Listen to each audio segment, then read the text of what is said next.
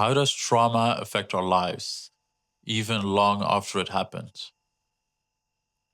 Have you ever felt anxious even though it was safe? Have you ever repeated patterns you thought you had outgrown? Why does the trauma still has an effect on us? It's because it rewired us on a level of the brain. It stored itself in the body. It stored itself in the emotional body and even in the energy centers. Let me just tell you a story about a lion chasing a deer.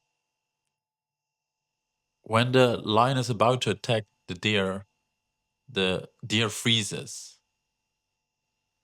And even if the lion doesn't attack, the deer stays frozen.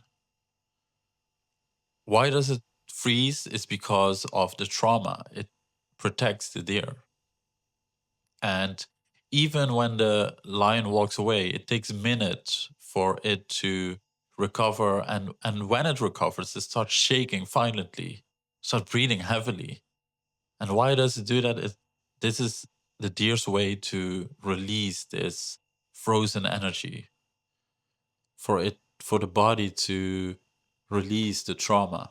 Another way how to see it is on the level of the emotions. Think of your emotional body as a house. You've built it in your childhood, even when it wasn't safe.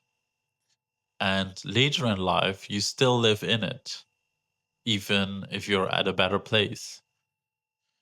I remember moving in with my girlfriend at the time, and I realized that I was always on guard or waiting for something to go wrong. And I realized I was still living in that emotional house. Also, it gets stored in the nervous system, and it can be regulated by like having a cold shower or having a good workout.